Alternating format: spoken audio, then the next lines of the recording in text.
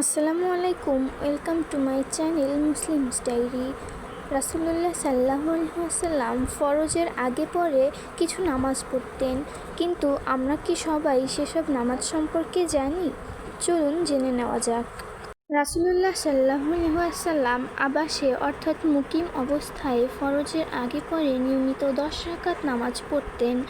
আবদুল্লাহ ইবনে উমর রাদিয়াল্লাহু আনহু এই 10 রাকাতের বর্ণনা এভাবে দিয়েছেন: আমি রাসূলুল্লাহ সাল্লাল্লাহু আলাইহি ওয়াসাল্লামের ফজরের আগে পরের 10 রাকাত নামাজ স্মৃতিতে ধরে হিফজ করে রেখেছি।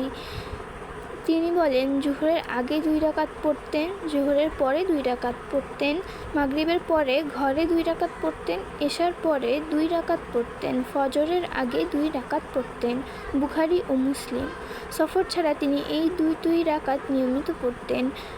জোহরে একবার 2 রাকাত বাদ পড়েছিল, তখন তিনি সেই 2 রাকাত আসরের পরে পড়েন। এই 2 রাকাতের ব্যাপারে তার নিয়ম স্থায়ী ছিল। তিনি একবার কোন নিয়ম চালু করলে সেটা চালিয়ে যেতেন। তবে 10-এর স্থলে কোনো বর্ণনায় 12 রাকাতের উল্লেখও রয়েছে। ইমাম মুসলিম তার সহিহ মুসলিমে উম্মুল মুমিনিন উম্মে হাবিবার সূত্রে একটি হাদিস উল্লেখ করেছেন। উম্মে হাবিবা রাদিয়াল্লাহু আনহা বলেন, আমি রাসূলুল্লাহ সাল্লাল্লাহু আলাইহি ওয়াসাল্লামকে বলতে শুনেছি, যে ব্যক্তি দিন-রাতে ফরজের অতিরিক্ত 12 রাকাত নামাজ পড়বে, সেগুলোর বিনিময়ে তার জন্য জান্নাতে একটি ঘর তৈরি হবে।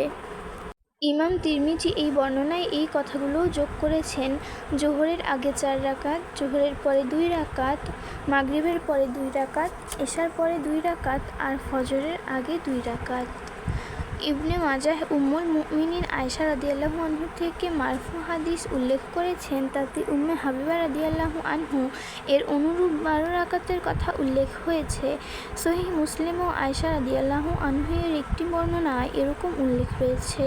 আবদুল্লাহ ইবনে শাকিক বলেন, আমি মা আয়েশাকে রাসূলুল্লাহ সাল্লাল্লাহু আলাইহি ওয়াসাল্লামের নফল নামাজ সম্পর্কে জিজ্ঞাসা করলে তিনি জবাবে বলেন, রাসূলুল্লাহ সাল্লাল্লাহু আলাইহি ওয়াসাল্লাম জোহরের আগে আমার ঘরে 4 রাকাত নামাজ পড়তেন, তারপর মসজিদে গিয়ে লোকদের নামাজ পড়িয়ে আবার আমার ঘরে প্রবেশ করতেন এবং 2 রাকাত নামাজ পড়তেন।